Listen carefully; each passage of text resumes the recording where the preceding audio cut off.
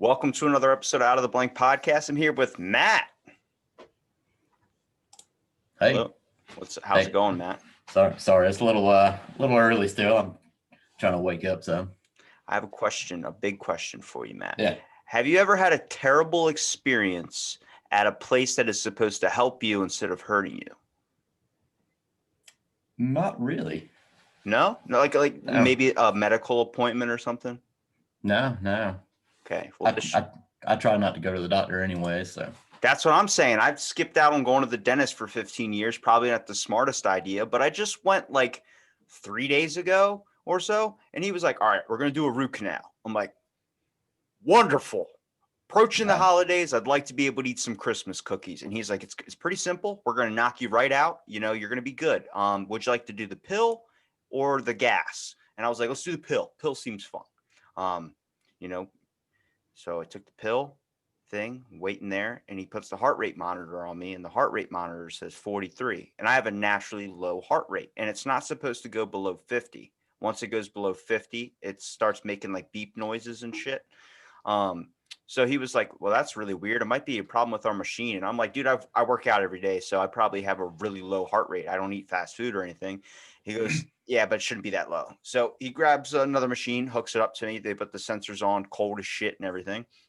I'm sitting there. I'm like, see, 43, 44. The highest I think it went up to was like 48 or 49. And the machine keeps beeping. So they have to wait for an hour for this pill to kick in. So they have to keep muting the machine every 120 seconds exactly. And it just keeps beeping. Like, I'm like, am I dying? You know, like that's my biggest question. And I was like, can I make that thing jump higher? And he was like, what do you mean? I'm like, I can give myself a panic attack. And he goes, what? I'm like, I can give myself a panic attack. Watch. I made that bitch jump to 55 and then it dropped back down after I was done. He's like, what'd you do? I was like, I just started thinking about all the blood going through my heart. And then I really amplified that in my head. He's like, what the fuck? And he goes, so are you feeling good? I was like, no, I don't think the pill worked. I'm really just feel like I always do, tired. And he goes, well, the issue is I can't give you the gas now because your heart rate is so low. If I give you that and it drops you down even lower, we could have a huge issue. Like you could die or something could go wrong. Yeah, that makes sense. So I said, what do we do? He goes, looks like you're going to have to try and tough this one out. So what he does is he has two nurses hold my feet. He has his knee, I specifically remember this, on top of my wrist so I can't jerk my hand up, takes a Dremel and goes right in, dude. No, fuck that. Oh my God, it felt like someone shot me in the brain. I was like, dude, when you hear that sound of it, it just makes you want to melt in your seat. And I was like, okay. And we got done. He numbed it up and everything. My lip was all puffed out. Dude, he fucked up and I have to go back now. I'm like, I paid you $3,000 to fix the issue. And he's like, well, this is part 1 of 2. And I'm like, I could have paid somebody on Craigslist $20 to punch me in the balls. I would have been in the same situation. If it were me, I would go somewhere else all the way. Oh, man. I mean, and then they send you a text like 10 minutes after you leave saying, what would you rate your dentist? I'm like, I don't know. Let me know when this is figured out first. If he does a good job and fixes everything, then I'll definitely rate him highly. I generally don't like going to the dentist, but I think 2 weeks ago, I had an appointment just for, regular cleaning and all that bullshit. I had to reschedule because of work. And then the day after I rescheduled, a wisdom tooth started coming in and it hurt like hell for 3 days. Oh my God. That's what I don't understand is like, especially if you go to a place like that, like you're obviously really vulnerable. But like then I started thinking about it. I was like, when I was a kid and I would go to the dentist or I would go to the doctor, you look at them like they can fix it. There's never going to be anything that goes wrong. They're the top of their class. But then after this appointment, I was like, oh, you're just a fucking person. Like the fact that you're trying your hardest to make this thing get fixed, it's a roll of the dice. You could completely mess up and it doesn't even work. It's like, oh, well, now we got to do this. And then it takes even more damage. You know what I mean? Yeah, but for normal people that don't know anything about the profession, how do you really know when they fucked up? Because they could just be like, oh, that's normal, 2 appointments, you're good. Well, my painkillers say otherwise because I'm in a massive amount of pain he was like, how much pain are you? And I was like, a lot. He goes, how, like, what do you, like, where are you feeling it? I'm like, it feels like you definitely messed up. Now my top tooth is hurting. And I think there's an issue here. It's like it goes into kind of like what you do with your podcast, for instance. And this can be a long, long walk for a short drink of water, but conspiracies. I have a conspiracy that all these medical things, they're kind of like, they put you in pain so you keep going back to them to pay them. Because I went to a chiropractor like a few, maybe 5, 6 months ago. First time ever, was deathly afraid. They fixed my back. I felt so good, dude. I slept 14 hours. That's more than anything I've ever gotten. Then after like maybe a couple days, I felt like my back was even in more pain than it was before. And I'm like, is it just like a money thing? Like you have to keep going back and that's how they get you. It's like they hurt you even more, but it feels better at the time and then it just gets worse. Well, if they fix it, you don't go back and they don't make any more money. So, But that's what I'm saying is the conspiracy is that they hurt you. So they're not actually helping you. You think they're helping, but really they're just making it worse. So you have to keep going back and keep paying them. yeah, I agree with that 100%.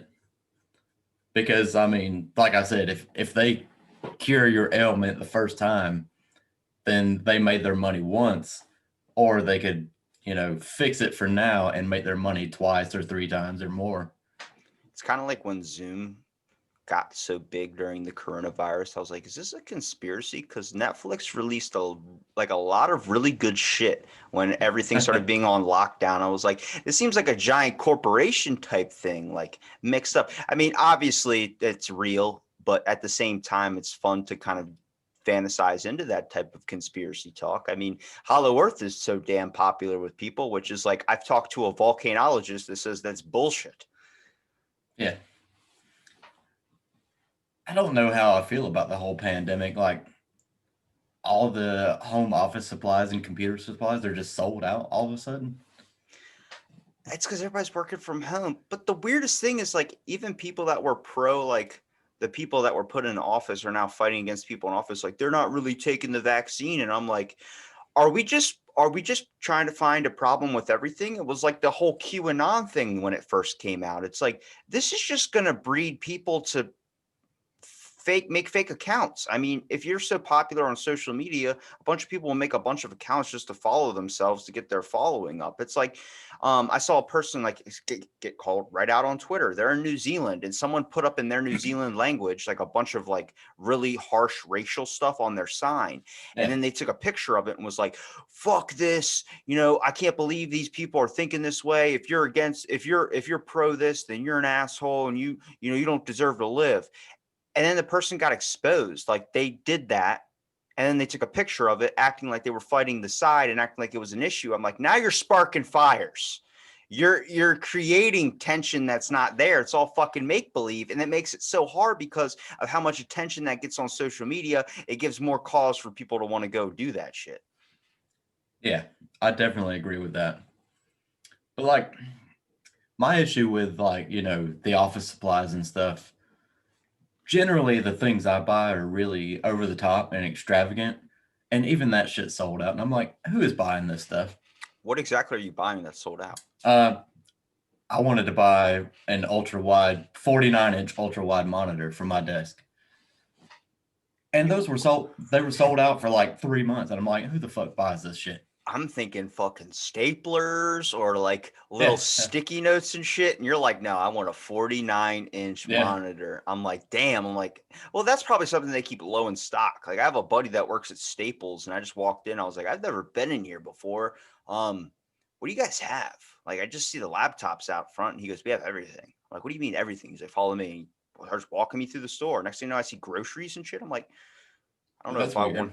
want to spend $7.99 on like a thing of animal crackers when I could go to the Dollar Tree and get that for $1. It kind of seems like you're gypping some people. He's like, well, they're really Yeah. good animal crackers. I was like, fucking, I'm Are fine they with off are they brands. better than normal animal crackers though? I think honestly, off brands are sometimes even better. Like you've heard of Goldfish. Well, there's a Yeah. thing called whales. It's so much better. I don't know what it is. I guess I think it's the salt contents of it. Like, you put a goldfish in your mouth, there it feels like a little bit like it's like a little bit sweet Yeah. to the tongue. The whales have that like times 50. And I'm like, oh my God, like it's like This is obviously That's causing. weird. Maybe that's why I got the root canal from too much whales. Eating all the whales, now your teeth are bad. Oh God, it's beautiful. What would I mean, I don't know. I'm trying to think with the office supplies thing, how big of an issue that's going to end up becoming since people are going to be working from home a lot more now. Well, it's hard as hell to find webcams and microphones and stuff now too, because everybody, they got to do their meetings from home. Yeah. Maybe that's just a way to keep us inside so they can keep advertising to us. You ever notice that now more? I guess I would say more often than not when you're like I'm talking to you right now through a Zoom meeting, but then eventually like something we're going to say in this podcast is going to pop up on my phone. And I'm like, I didn't Yeah. even type that in anywhere. Before it was like they low key Oh, did it. Like, oh, you search this at one point in your life. You're like, I guess that's true. And then now you just say shit. that is like a whole rabbit hole of conspiracy that I love. Like when you search for things and then you see 10 ads on Facebook or Twitter or wherever. Like, really is getting kind of fishy. I'm more fearful of the factor of imagine if you're in a store and like you're buying something and some dude behind you is just like, you know what? I wish I had some whips and chains. And then you start getting a bunch of Yeah. advertisements for whips and chains. And you're like, I didn't even say that. That was some dude behind me. Are you voice like when the thumb, nobody even talks about that. You know how easy it was back in the day to open up somebody's phone if you knew their passcode or some shit, or if you just could, I don't know, just grab their phone when they're not looking, like when they're drunk, and you could easily see through all their text messages, everything they've ever typed, anything they've ever searched.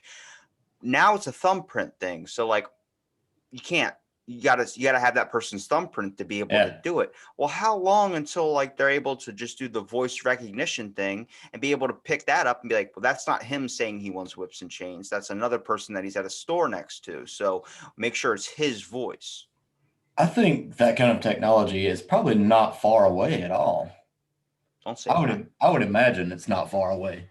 I already don't like technology. I think it's getting a little bit ridiculous with half of the shit we're creating, to be honest with you. I don't like putting a chip in your head. I'm just not pro doing that because I know people and I think the more often than not they're going to be looking up porn or some person's going to try and find a way to hack that person. Yeah, I could see that happening because with new technology, all the flaws aren't worked out right when it gets released, and hackers and people that just want to generally do bad are on top of it, finding all the little back doors they can get into and steal everything you have. I mean, we're still fighting over what considers you a doctor and why would you have it in your name? Like, I don't think we're ready for a neurochip that's going to be able to have the internet on our head. I just don't. Yeah. Even though it's like Google can give us a far reach on whatever we want to look up or search, it's not helping us in any way. Like, we're not looking up the smart shit. Like, I just spent, I think, 2 hours yesterday watching WWE Facebook videos. Like, I don't want the ability to have that in my head. Like, I don't know why it was so entertaining. It all looked extremely fake. But then I was like just noticing the people in the crowd, and there were some people that were severely crying, like they just lost a loved one. And I was like, I Well, don't that's sad. I don't have that inside of me to be able to get into WWE like that. But apparently, after the Edge got hit with a chair or something, some dude just acted like his mom died. He's like, ah! I was like, I was like, I'm sorry, that's not me. I don't have anything that I love that much that I would cry over, especially like a cable or entertainment series. But I get why people get addicted to it. I mean, everybody's got to find an avenue with some stuff, but I don't want that neurochip in my head for that Yeah, capability. I'm not for implants at all.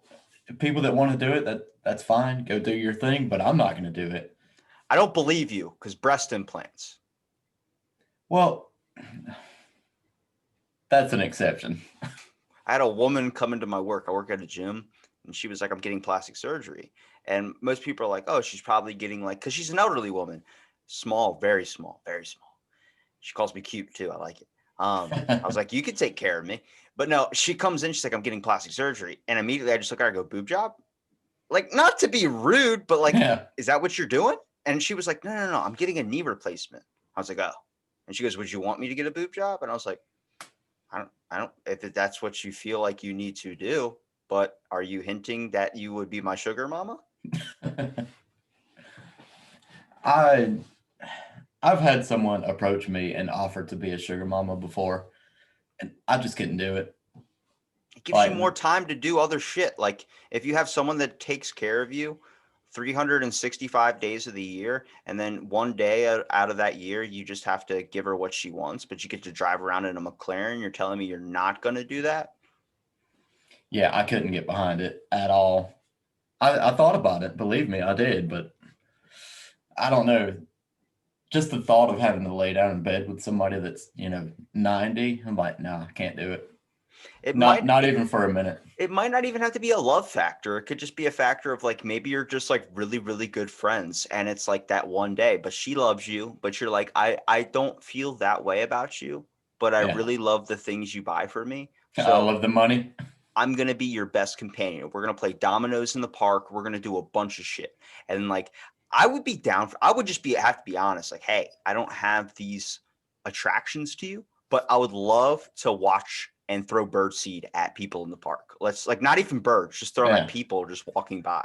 Well, with this lady, she made it clear, like right away, it's strictly sexual. That's all she wanted out of it. And I'm like, not really my thing. Sorry.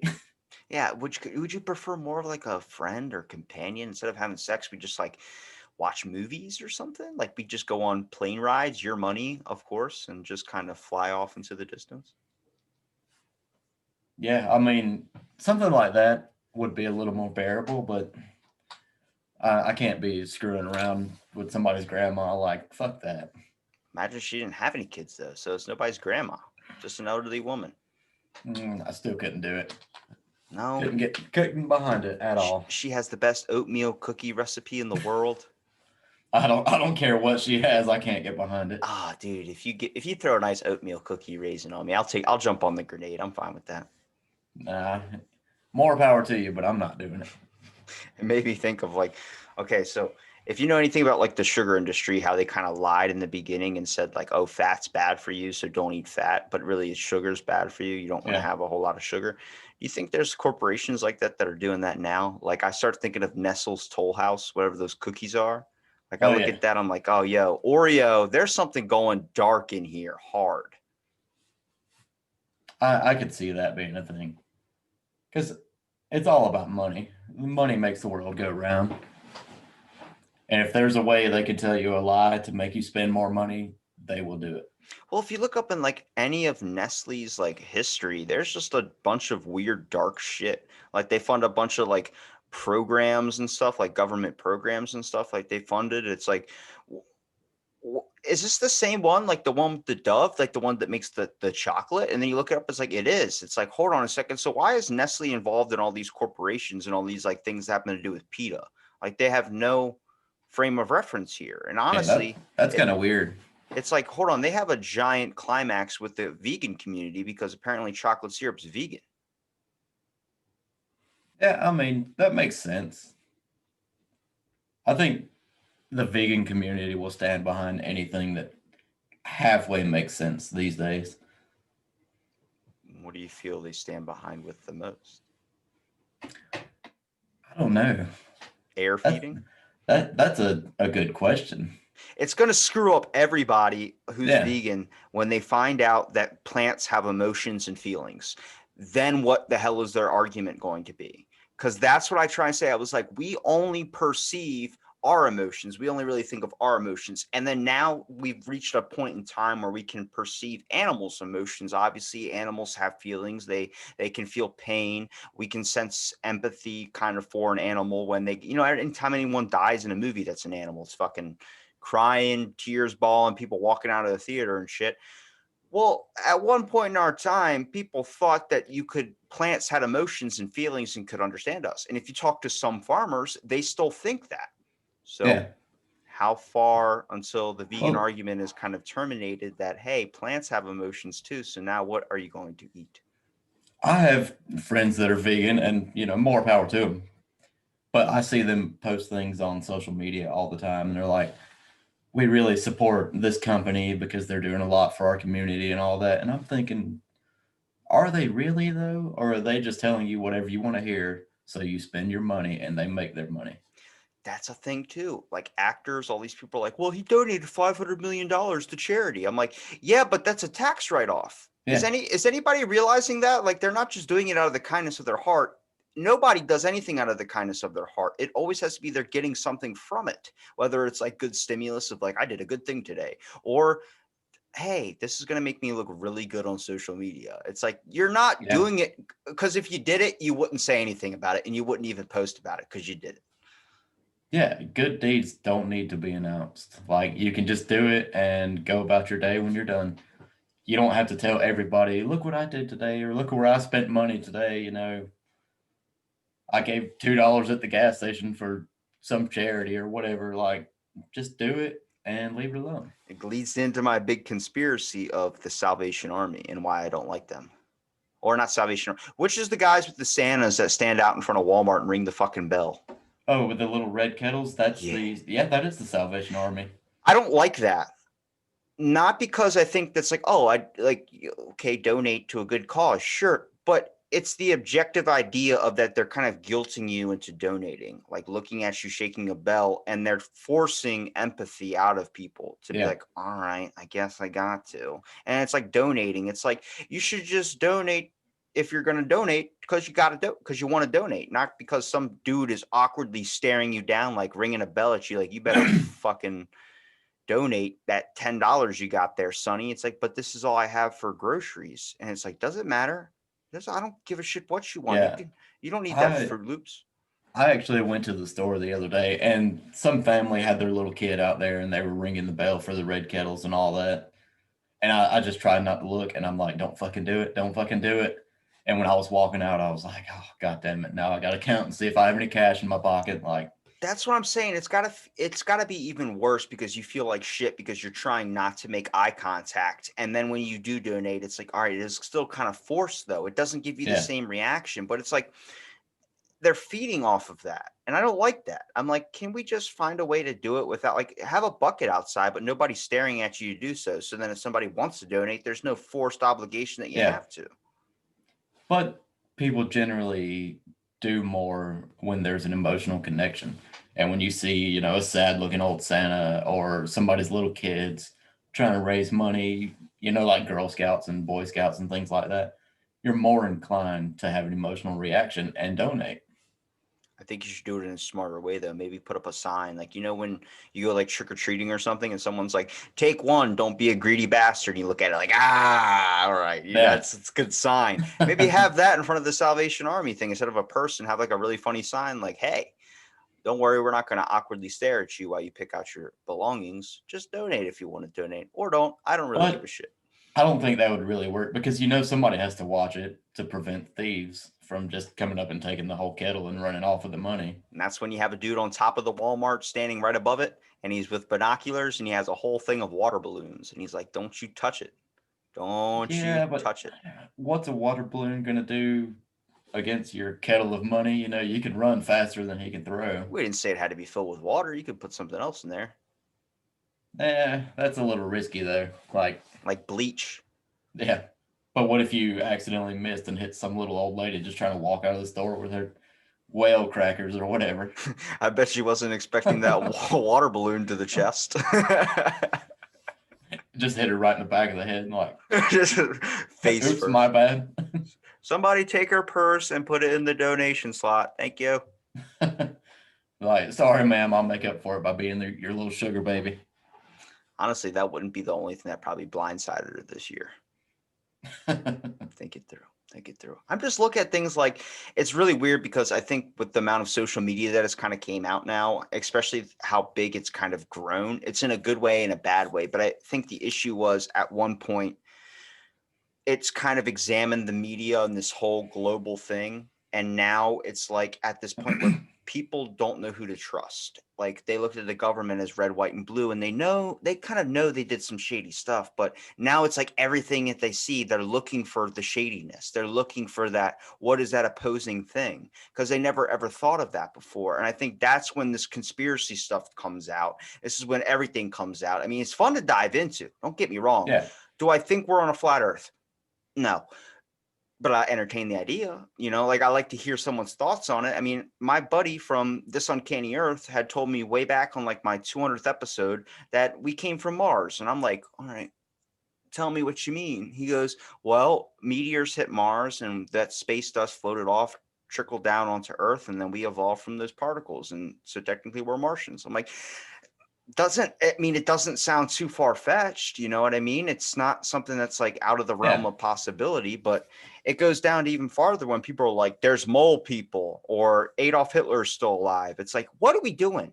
Are we just like tossing out shit Yeah. and figuring out which person's going to buy into it? I think if you toss out any topic, somebody's going to find a way to believe it. And, with flat earth and all, I don't believe it, but I can understand how other people do. And I'm all for like you have your own opinion, do your thing, whatever. But Which don't try to force it down my throat like this is real and you're wrong if you don't believe me. Like fuck that. Yeah, well, that's just an issue with people picking sides. See, the problem is when you ask somebody about religion, politics, anything of that sort, you're trying to narrow them down to wonder where you could steer the conversation to try and increase or decrease the relationship. Which is like if I asked you, are you a man of God? Yeah. If you're a man of God and I'm not, I'm going to immediately be like, okay, well now I know to stay away from you because you're not going to have the same opinions as me. So it's like this whole idea of trying to narrow down even smaller groups. And then it gets really fucking weird with social media because now like instead of just being like, I'm into fucking ponies, it's now into I'm into ponies, but they have to have a horn, and then they have to have like a unicorn, and it goes off into a whole different variation where it's like it's the same thing, basic principles, Yeah. one slight characteristic that's off. And that's why I think the whole world is going to end up turning into cults. Yeah. I personally am a believer in God and all that. I'm a religious person, but I hate religion because it's always, shove it right down your throat and make you like it. And I'm like, no, fuck that. Can't do it. I see where it works for people for sure. I'm not a religious guy, like, but I have family that is. So I'm like, I get it. But I think the issue is when you try and have that opinion and then force it down someone's throat. Like the whole reason I got my ordained minister's license under the United Church of Bacon, that's a real thing. You can I have to look this up right now. look it up. It's a real thing. It cost me $45 to get it validated at my Maryland courthouse, which I did. I spent an hour and a half trying to convince the lady there. It's like a safeguard for atheists. So like if like you don't believe in Oh, religion, yeah, that is a real thing. Holy yeah, it shit. is. I'll send you a picture of my document. It has my name on it. It's fucking stamped and everything. Cost me $45. I just I just looked it up on Google and one of the first links is like get ordained and I'm like, fuck, we're clicking this. Damn right. And the Order of the Temple of the Jedi, which was actually on a ballot in like 2010 for when they were voting. There was an actual ballot, and I think in like Texas or something for that religion. But Yeah.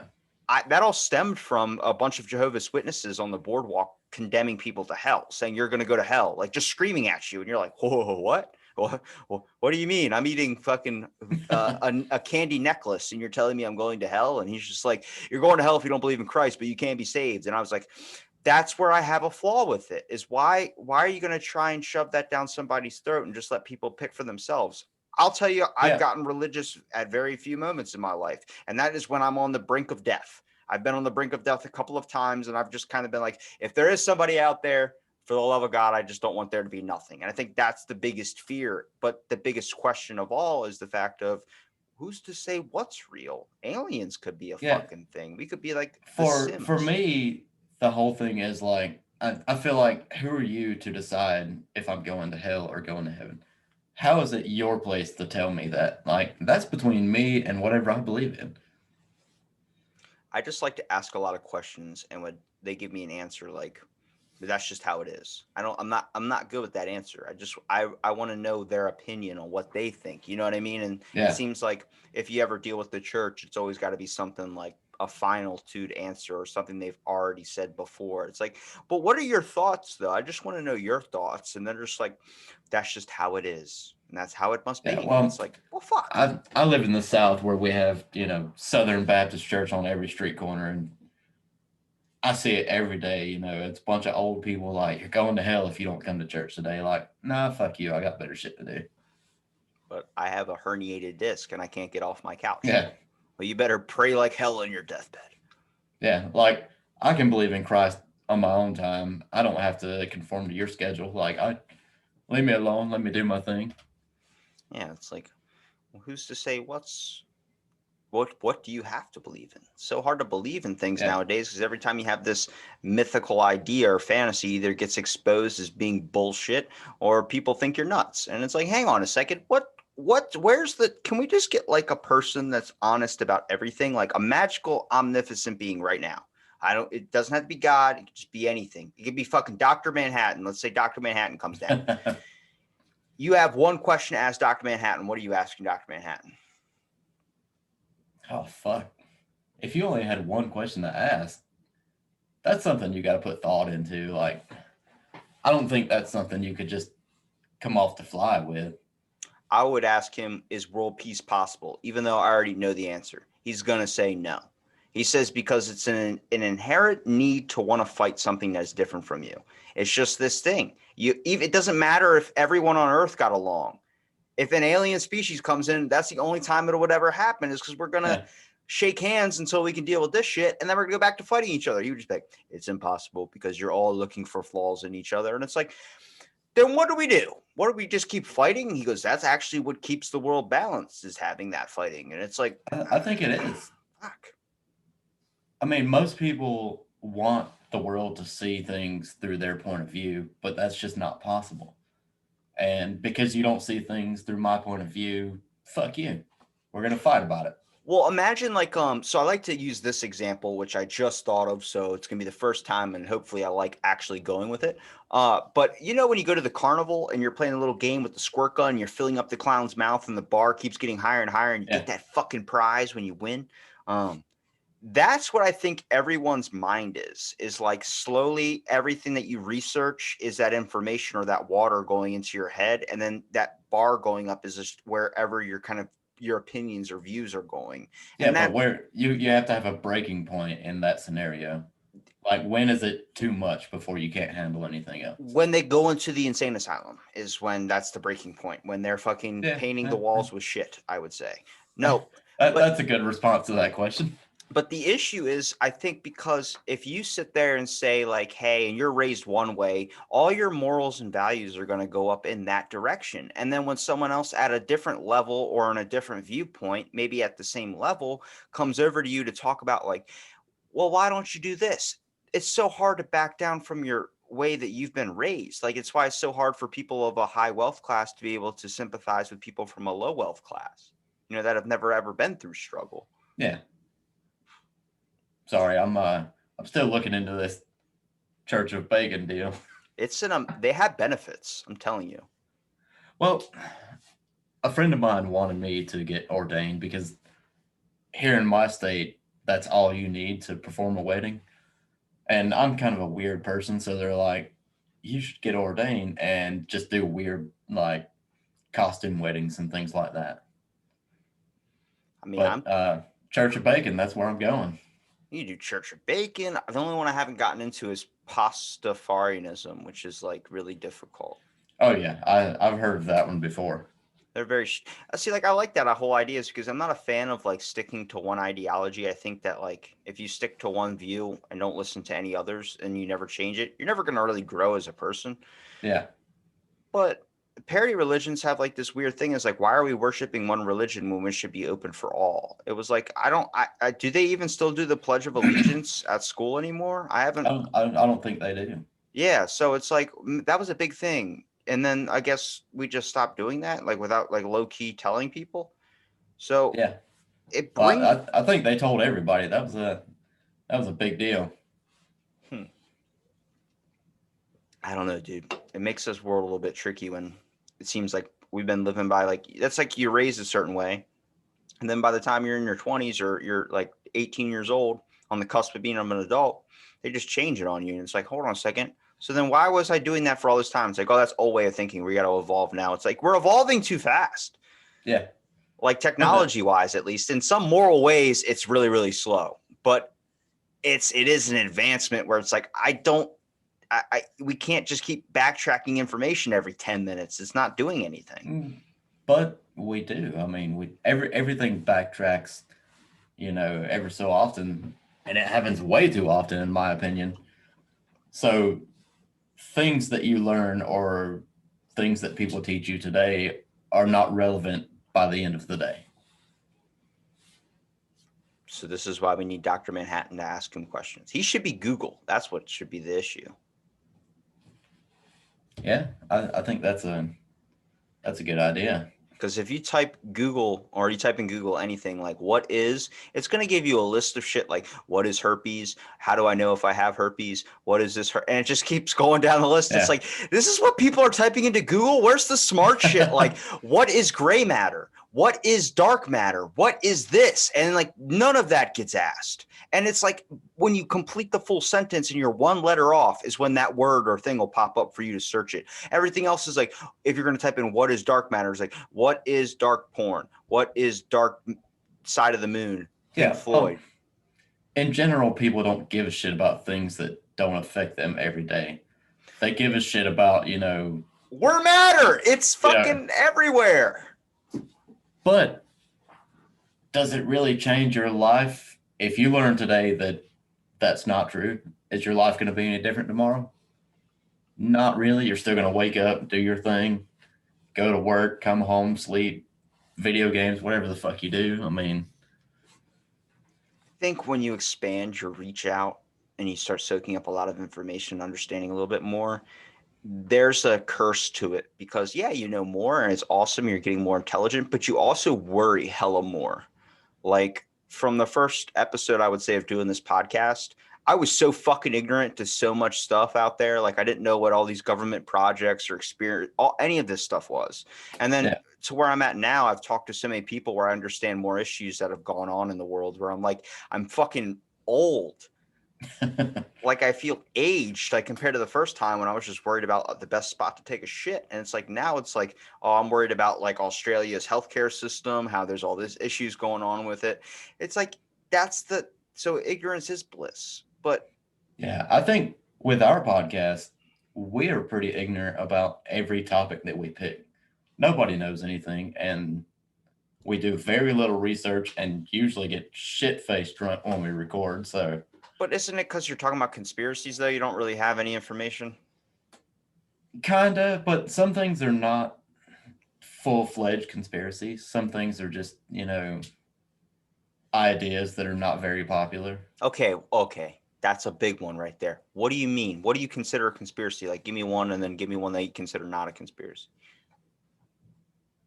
Like MK Ultra.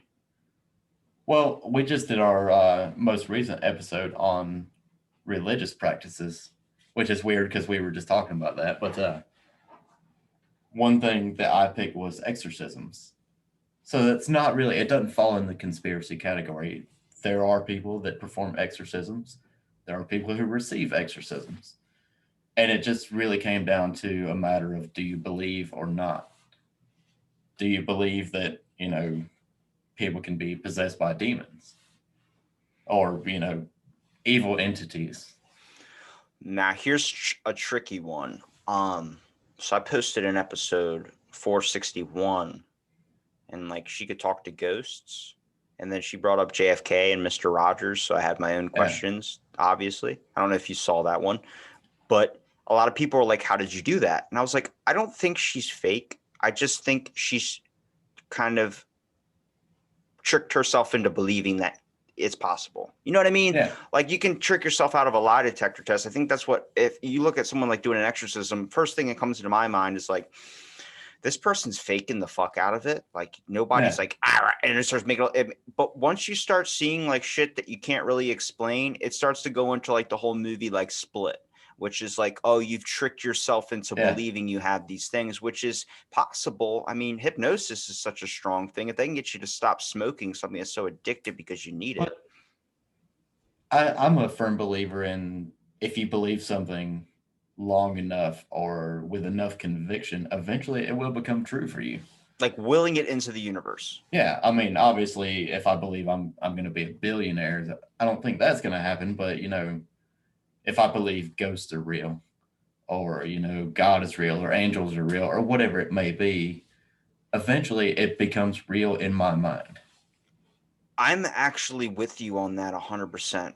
Because I've been thinking about this too recently. Is like how if you believe something or you think of something strong enough, maybe not like a tulpa, like you can create a ghost or anything, but like willing it into the universe, like making it so like, oh well, today I'm going to have a great day, and then just keeping that optimism high. It's going to make your brain reflect on scenarios that happen in your life and just kind of pull the good part out of it. Like, okay, my car didn't start, but hey, at least I'm still breathing, and it's still Yeah. going to be a good day. But like some shit like where I'm walking out of like Dollar Tree with like a glass bowl or something, like I'm gonna give this gift to somebody. And I drop it right on the ground because right when I leave the store, the woman's like, hey, don't drop that. And I'm like, I won't. And then I open up the door and drop my glass bowl. I'm like, fuck. I'm like, you willed it. You willed it into the universe. She's like, well, I Yeah. told you. I was like, if you wouldn't have said anything, would I have dropped it? I don't know. But you would be more likely to believe that you would not have dropped it if she didn't say anything. So maybe we can just get a bunch of. That's why I started tossing out conspiracies to people. I just start making up stuff like, I don't know, things, and then you end up tricking yourself into believing it, and then maybe you're willing it into the universe. Like next thing you know, like you say, Yeah. like pizza's not real, and like people start realizing, oh my god, I've just been eating painted cardboard this whole time. Yeah, with us, we're not all conspiracy theorists. We just want to explore the idea of how did you come to the conclusion to believe this or believe that or whatever it may be. Okay, I'm gonna toss one out to you. And I want you to, because this is one that I've created in my own mind because I'm a bit of an insomniac. So I was wondering what's going on here in the brain kind of. But at the same time, my buddy sleeps with his eyes open. So I'm like, yo, I have to study sleep and try and figure out what the hell is going on. Yeah. So when you fall asleep, and like you're out, okay, maybe your dreams are like the doorway into a whole nother dimension, like another you. So another Matthew is doing this whole other thing in like an alternate universe. And when you feel that, you feel like you just fell and you woke up, that hypnic Yeah. jerk, that's your body bringing you back into this one. Okay. So like when you close your eyes, it's called rapid eye movement. Your eye starts moving around super fast inside of your head looking for Yeah. everything. That's your brain searching for a doorway to hop into. I could see that being a thing. I believe alternate universes could be real. I mean, there's no evidence that says that they can't. So, And then when they figure that out, when they solve that equation of like, hey, we can now go into another dimension. So right now, me and you are in dimension A, but then there's dimension B where it's like there's a slight difference. Instead of, I have yeah. short hair, I have dreads or something. So then eventually, when we can tap into that and we can jump into those portals, kind of like Rick and Morty style, you're Yeah. gonna be like, you're gonna have a kid and you're gonna tell your kid, you're grounded, go to your room, no electronics. They go to their room, and then an hour later, you're like, I don't believe this kid's in his room. You go into their room, they're not in there. So you have to check dimension B, dimension C, dimension D, and then all the way fucking down until you find your kid in his room, but in a different dimension using electronics. But Well, you said I was grounded and I couldn't use electronics in yeah. dimension A, not dimension B. But if you could do it like just when you sleep through the power of your dreams and you ground your kid and send them to their room, what if they just take a nap and then, in their dream state, hop into these different dimensions? So you think, whatever, they're just taking a nap and they're really, just out going around checking everything out. That's why I don't want the Neuralink, because if my kid's just sleeping in his room, I still know he's there. Honestly, if I see him, I'm just okay with that. Like if he can put a fucking pillow under a bed, Yeah. whatever, I'll be okay with that as long as I just see the body's like, well, at least he tried. You know what I mean? But if he's Yeah. hopping in other dimensions using the Neuralink to actually go into these dimensions but not physically leave, what do we do then? I can't just yank the chip out of his head. Yeah. And I think maybe that would explain, like when you're walking around and you always get the feeling that somebody's watching you. Maybe it's just another version of you that hopped into your dimension. Maybe Fuck. they're, That's a really good one, dude. yeah, like maybe they went to sleep in their dimension. They're taking their nap or, whatever they're doing, they're sleeping and they just happen to get into your dimension and they're seeing things through your perspective, your point of view. just for a little bit, just a little glimpse while they're asleep. Around the time I discovered Google Earth was when I started thinking, when you start feeling like somebody's watching you, is it someone's like on like a computer actually looking through like surveillance cameras down onto you? Yeah. Like, how real is it? Like, to one point where they make a camera. I mean, we used to put cameras in animals, which made it really difficult for me to get close to like the SPCA, because I kept thinking like, yo, they could have a camera on their tag or something. You know, like we have door cams. They had cameras in animals. How long until they get a camera so small enough that you could be on a fly, or it could be just in the air and you not notice it, like a drone? Yeah. That would be really interesting if we had a camera small enough to put on a fly. And then if we had the neural link, we could program that fly to, be a little micro drone to go around. Yeah, but that leads into a whole thing, because like people will talk about, like, if you ever see those drone pilots that drop bombs in other countries, Yeah. they're not really there, so they're not understanding like they can just easily press a button and then you kill a bunch of people. It's different when you're actually there experiencing it. How long until you could do that with like flies and stuff? Like, when do you start feeling like you're doing something wrong when you're spying on people?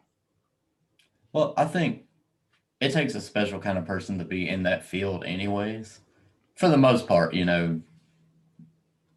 professionally. I'm not counting, crazy ex-boyfriends or crazy ex-girlfriends or wives or any of that, but to do it for a job, not everybody can be a spy. Not everybody can be a secret agent, James Bond type.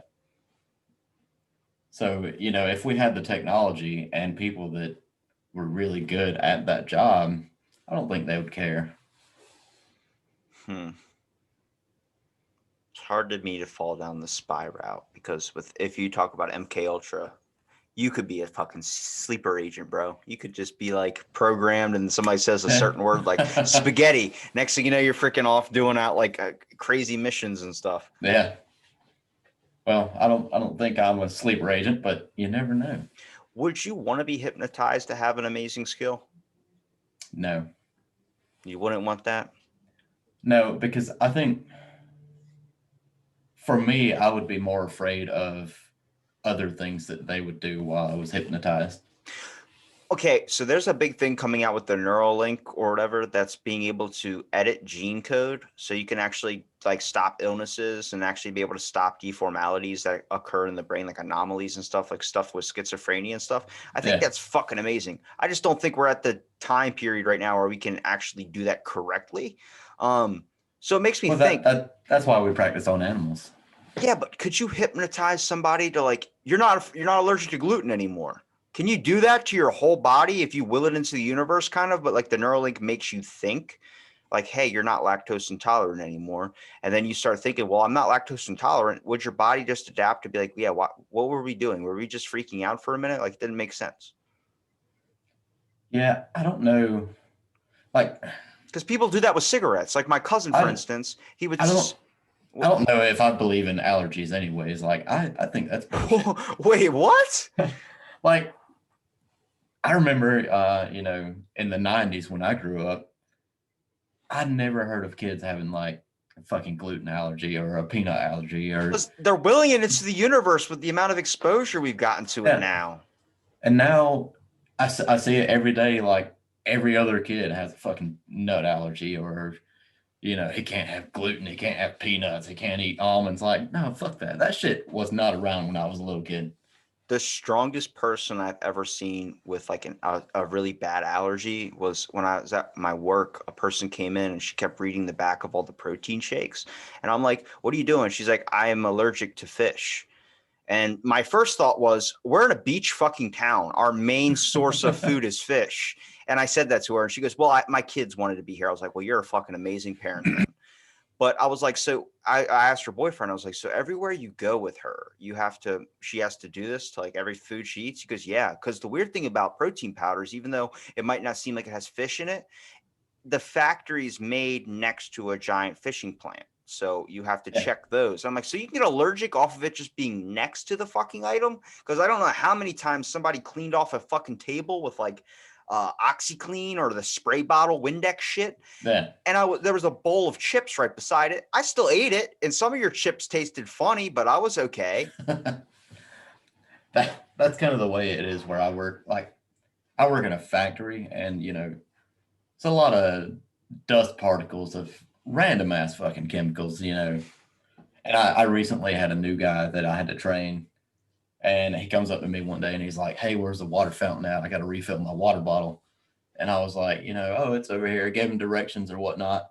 And I was like, "Just don't look in the fucking bottle when you fill it up. Like, if you see that shit floating around, just drink it. It'll be fine." And he's like, "Hold on a minute. That's kind of sketchy." And I'm like, "No, you're good." Yeah, it's like when someone looks in their drink and they're just drinking it. And it's like, dude, do you even look in there? It's like you got a fly in your drink. It's like, what? And you Yeah. just look in there and then you put it down. You didn't even care because you weren't Yeah. paying attention to it. That's why I tell people, if you really take a minute to slow down in life, you start noticing a lot of shit. Like, wait a minute, Yeah. my leg actually really hurts. And it's like, oh, because you haven't had a break. You've been working like 7 days a week, for the past 6 months. And now you've Yeah. had a But minute to actually focus. if you don't pay attention to it, though, did it really hurt before? I mean, just like if we don't pay attention to the water that we get from work with shit floating in it, well, I drank it 10 minutes ago and I didn't die, so I guess I can drink it now and be all right too. It scares me, the type of people that are like, I don't like the taste of that water. I'm like, what are you analyzing in your drink that's making it, like that? Like the only water Yeah. I think I've ever told the difference with is smart water because that stuff's carbonated, but everything else tastes the fucking same. Yeah. Like I could see if you had really bad water that, and I don't think most of that is the taste. I think if it has a smell, people assume that it tastes different, even if it doesn't. It's like when it says reverse osmosis on the thing, I'm like, is it really? Or are you just bottling up water and just saying that so people buy it? Yeah. I used to live in South Florida, and they have to treat the water there a lot because of the salt content, and it's just generally nasty water, really sandy. Obviously, everything's a beach in South Florida, besides the Everglades, but all the water smelled terrible. And people would say, well, it tastes bad. And I drink it, and I'm like, no, it doesn't really taste bad. But if you smell it, you think that it does. I think, your senses kind of play a trick on you. If you see something floating in the water, you think, this is bad. But if you don't pay attention and you just drink it, nothing's bad. Nothing bad's going to happen. But wouldn't that just be willing it to be that way? Or are you becoming more aware? See, that's the fine line become from, I guess, willing it into the universe and then becoming more aware of an issue. I mean, there's no problem with becoming more aware. But where I stand on that is, when you were not aware, did it hurt you? Yeah, that's what I'm saying. It's like the hum with my refrigerator. It hums and I know it just doesn't stop. It's still doing it. But when I start to focus in and pay more attention, it's like, oh my God. And then I start trying to fix the issue and you end up making it worse. Yeah. I mean, did the hum with the refrigerator bother you before you heard it? Not really. But now that you're aware of it, it's just going to bother you every time you're around. You've thrown me into like some fucking mind hole right now. Like I'm already thinking like the question, does a bear shit in the woods? And would it bother you if it did? Like, why are we so worried about that? It's like an age-old question. Yeah. We actually, whenever I had the rest of my podcast buddies over, we were talking about that with the flat Earth conspiracy. Like, if I wake up tomorrow and they say the Earth has been flat the whole time, it's not really going to bother me. Like, I'm still going to go to fucking work. I'm going Is to it do going my to thing. affect your life in any way? No, I mean, I've been living my life the same way all these years. If I found out tomorrow something's different about the Earth and it's been that way my entire life, fuck it. I still got shit to do. I got bills to pay. I got to go to work. See, this became an issue after the Alex Jones, Tim Dillon, and Joe Rogan thing came out. Like there was an episode. I watched that thing like 500 times and just kept pausing it every time he said something for like 5 minutes because you have to Yeah. kind of pick apart what he says. He was talking about climate change and how it was all bullshit. I'm like, all right, dude. I could tell you right now, it's 60 something degrees outside in the fucking December. And the other day it was like 20 something. So I was like, climate change is real, obviously. But I think he has a point when he says it's not as the media says it's going to be. Like the media makes it seem like there's going to be tornadoes, there's going to be like fucking massive floodings and all this stuff. And I'm like, not a whole lot has changed. I mean, it's still like you could tell the weather's different and stuff, but it's nothing as dramatic as they're saying it. But I think that leads into a whole thing where they're trying to make an overreaction. So then you try your hardest to fix it. So we're not going to ever fall into Yeah, that. well, I mean, this goes back to what we were saying earlier. An emotional connection makes money. And if they can scare you and then sell you something at the same time, climate change, I believe is a real thing. I don't think it's going to happen in the next year. I don't think all the ice caps are just going to melt away in 1 year. But if they can scare me into believing it, maybe they can sell me a Prius next year.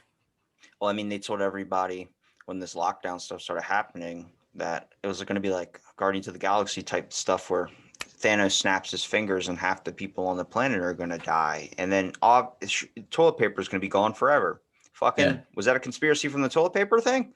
Like the whole factor of that, all that shit got bought and people overreacted in such a huge way when now we realize, yeah, it is bad, but it's not as bad as they made it out to be in the beginning. So how many things in our life have been told us that it's this bad, Yeah. but really it's like more of like a level 5? Yeah. I think definitely fear makes money. And every corporation is, their goal is to make money. That's what they do. That's all they want. They don't care what kind of shit product they can shove down your throat as long as they made their dollar off of it. That is probably the biggest issue in the world right now is how many people are complaining about the fact that we're getting a $600 stimulus check. And Yeah. it's like, well, how do you expect us to be able to survive off that? But you got to realize they're giving you money. They're not going to be very fruitful, even though they have a lot of it. They're not, it seems like it's to them, it's like, oh, this is coming out of my pocket. Yeah. That's less for them. That's like asking someone the age old question of if you have 5 apples and there's 4 people in front of you, would you give each one an apple knowing that you would still have 1 apple? Your mindset of the way the world works is like, oh, well, then I'm going to have less apples. And none of these people are really doing anything for me. And I might never ever see them again. So why am I just going to give them an apple? Yeah. I think people are less likely to give things away for nothing.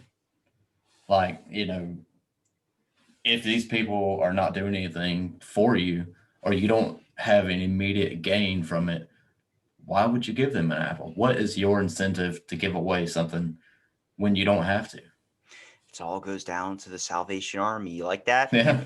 We've been Yeah. planting seeds in the fucking dirt, and now we're coming back to pick our fruit from the fucking plants that have grown. Yeah. I mean, it's all about an emotional connection. They can scare you or they can make you feel bad or guilt trip you, whatever. It's all emotion. They all Emotion drives your wallet. And it goes back to advertising too, not Yeah. just being sold a product, but how do they in a boardroom when they're discovering a commercial or they're trying to create a commercial, what are the main things they look at? Who's our target audience? How do we lure them in with things like, bandwagon where everyone's doing it, or some type of Yeah. thing of like sympathy? Let's get a bunch of puppies on screen that are suffering and get that Yeah. empathy factor of things so we can sell the product. Or don't miss your chance, limited time only. You don't want to be the motherfucker that doesn't find out how cool this shit is. Like, you want to be in that bandwagon. Here you go. I'll give you $100 for whatever.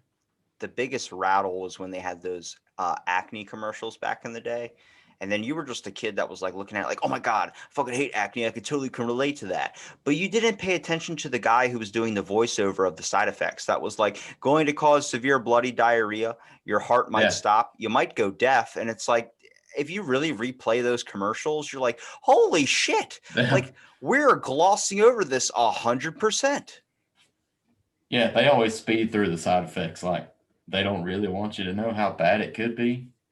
Well, they only show you the things like the bunch of girls laughing and smiling and having fun. You're like, that could be me. That could be me having fun. Yeah. That could be me with, no self-esteem issues. And that's all you focus on.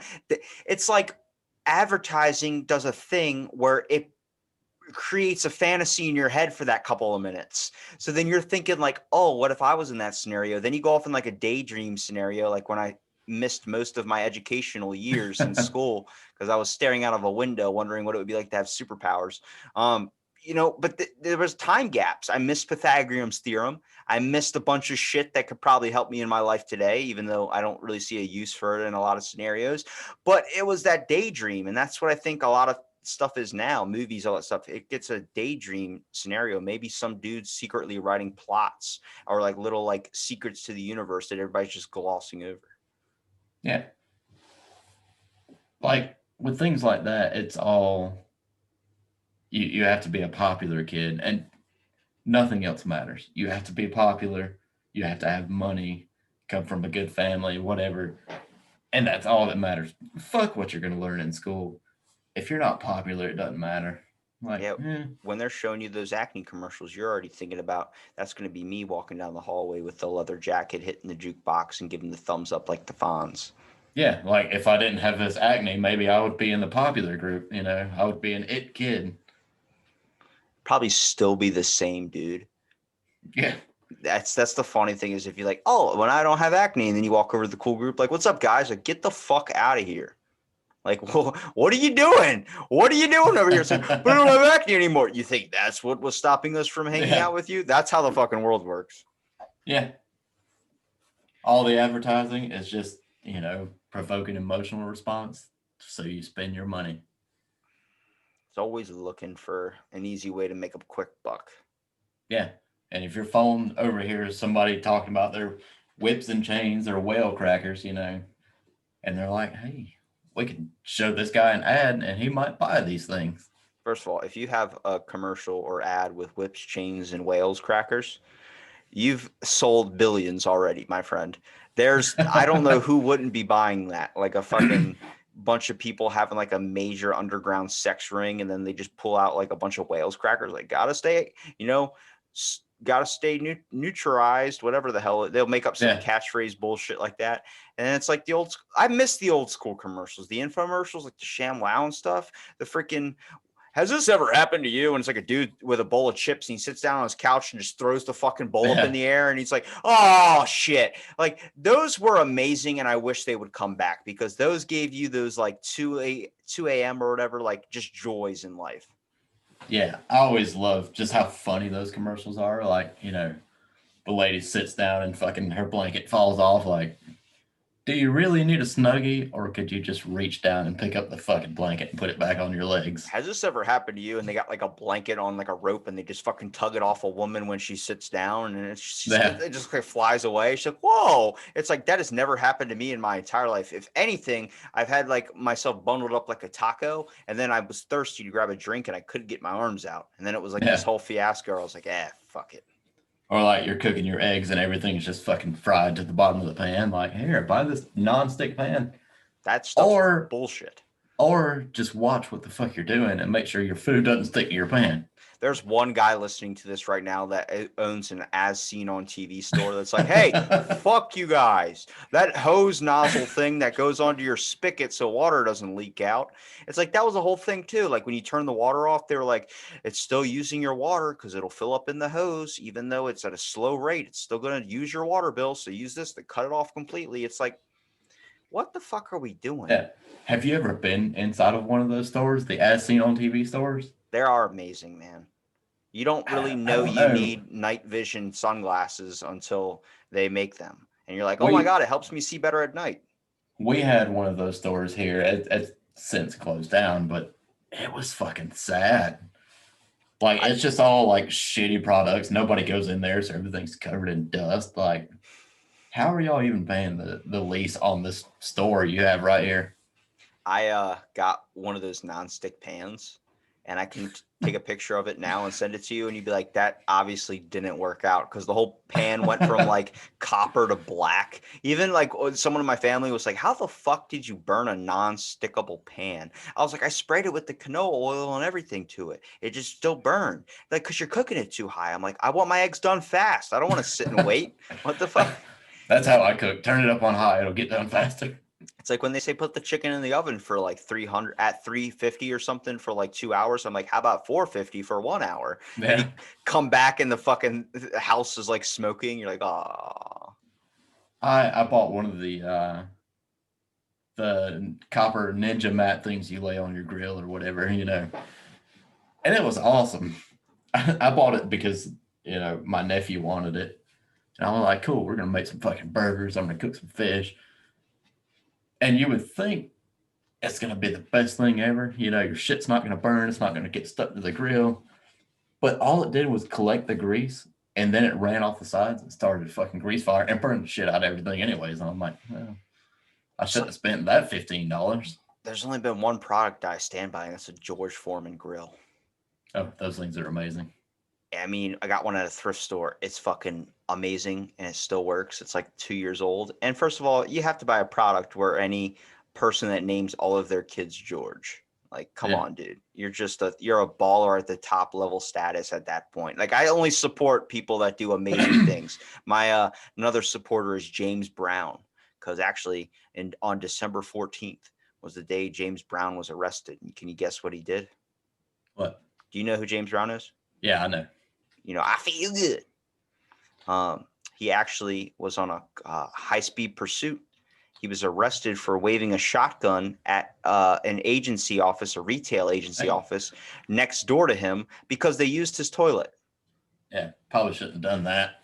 They shit in his toilet and he waved a shotgun at them. I said, that man's a genius. For me, that would depend on, did they flush or did they back it up and just be like, well, it's your problem now. Or they pull a double decker, which is the worst thing you could ever do. Yeah. I don't know if you know what a double decker is. Yeah. You poop in the top of the toilet tank. I don't know, though. Is that worth, you know, pulling out your shotgun and like, you know what? Fuck you guys. You shit in my toilet without permission. You got to perceive it on how somebody would perceive that as like if you were at a mafia guy's house, you know, you walk in, his wife greets you at the door, gives you the double kiss on the cheeks and everything. Yeah. And you walk in, you give him the double kiss on the cheeks and he's like, you come into my home, sit down and have dinner with my family. And you're like, okay. And then you sit down, you're like, I need to use the bathroom. You go into his nice ass bathroom, you take a shit and then flush the toilet and it doesn't flush. And then instead you stop it up and then you're like, oh God, what do I do? And you're like, I have to go. And then you leave. He's going to fucking find you and break your legs because that's an insult to him. But, I mean, James Brown is not some mafia guy. I mean, it's James Brown. He is the best person. He's a damn Thundercat. If you watch his interview when he's on cocaine and he's sitting there and he's grinding his teeth, like he's moving his jaw, like shot to shot, doing the freaking drug thing. And they're like, so why do the ladies love you, James? And he's like, because I look good, I smell good, and I fuck good. And it's like, he is wearing those golf sunglasses, the yellow ones, like the ones you see on, and it goes back to as seen on TV, the ones you see at night where it's the little like pilot yellow shades. He's wearing those and his hair looks like fucking Thundercat. And he's like, yeah. And he just goes, yeah. And they're like, so you got a new album coming out, right? He goes, I don't want to talk about that. I want to talk about I feel good. And like, you just tell he's on so many drugs. I've seen a couple of those interviews from him. And I'm like, good Lord, how did this guy walk around just completely blasted all the time? Like, how do you live that way? That's a battle with addiction, but was it addiction or maybe it's a conspiracy? Like the government drugged him up to make him look like a buffoon. It actually probably leads into one of the most easiest conspiracies possible, which is Alex Jones. When I say Alex Jones to you, what's your first thought? It's probably something like, what up? This is about to be fucking insane, right? Not really. Because I've watched Alex Jones for a long time. I've watched him for years, you know, before he got banned from everything and all, and before he went completely off the deep end. See, that's the thing is I think it was a forced deep end. Like you talk about like Jimi Hendrix, for instance, people think he was killed by his manager. So that's a bit of like a conspiracy thing. Yeah. Kurt Cobain, they think a bunch of different things that are like conspiracies out there. The weird part is like when he started talking about climate change and then Joe Rogan was like, wait a minute, are you a climate change denier? And he goes, now listen to how you just said that. Saying you're a climate change denier is like saying you're a 9/11 denier. Yeah, it happened, but what is like with the 9/11 thing? horrible incident, but we have a lot of Yeah. things going on now that the government has power that they probably shouldn't have to do to look into your own life. All at the idea of wanting to stop terrorism. When you're like, this doesn't even involve terrorism. Why the fuck are you target advertising me? So it's the same thing with oh god, what's his name? Oh man, he exposed Area 51, Bob Lazar. Oh They yeah, he was on. He did Joe Rogan recently, didn't he? Yeah, well, they for 30 years the government made him look like an idiot. They destroyed all his college documents, everything that he Yeah, went to Harvard and everything. And then next thing you know, he comes out saying all this stuff and then people are like, "Oh my god, he was actually right." So he wasn't an idiot. But 30 years of looking insane. When you own a media company, the main thing was you could never own multiple media sources because then you affect influence. And when you affect influence, you can change popular opinion, which means you can sway it into whatever the fuck you want. And yeah, that's the issue is when maybe all these famous people, they're either getting drugged up like Charles Manson or they're fucking just being exposed in a really bad light because they're finding or they're on the cusp of something that could expose something that they're hiding. yeah. I I'm all for not having a monopoly on media, but unfortunately we do, and you only see what they want you to see. And then when you're somebody that digs deeper and wants to shed light, I guess, or expose things that just seem a little bit fishy, like Alex does, then that's when you find yourself banned. You either find yourself banned or you find a bunch of people thinking you're batshit nuts. Yeah, So I guess that kind of does. I guess it really is a badge of honor. It's a badge of honor for you, man, because you do a podcast on these types of topics. And yeah, you are bullshitting with them and having fun with them, but you are kind of highlighting some stuff a lot of people don't know about.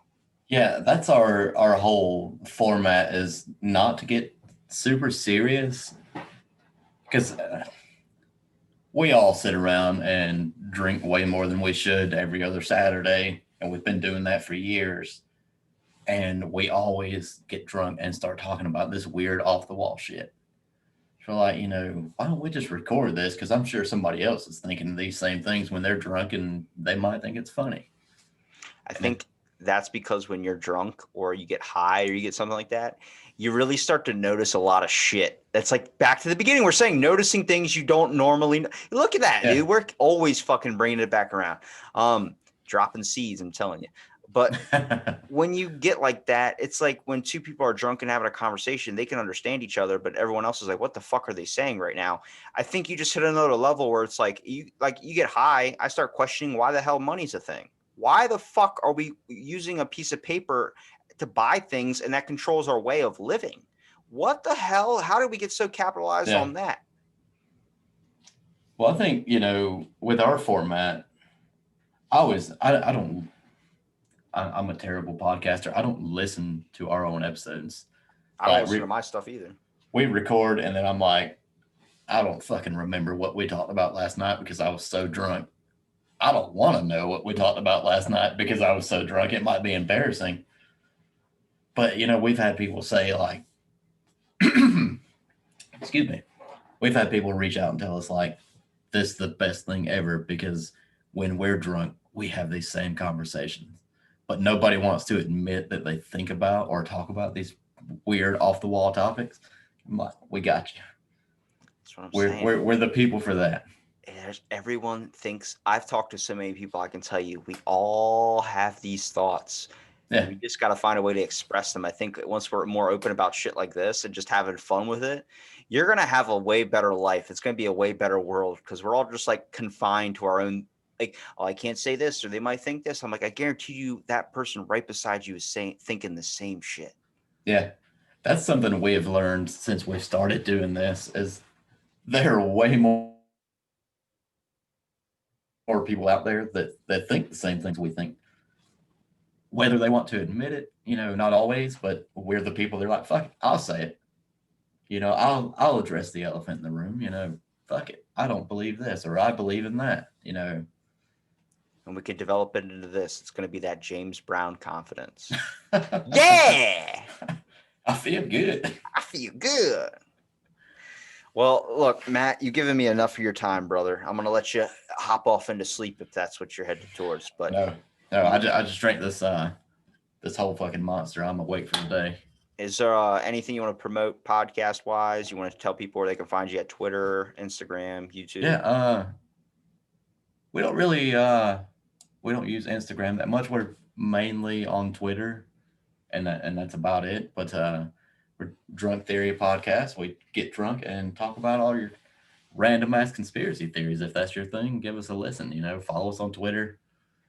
We reach out to everybody we can. We try to get to most of our messages and things, but we might be a little slow, but we'll get to you. You know, or if you have a theory you would like to us to address, you know, send us a message. We'll talk about it.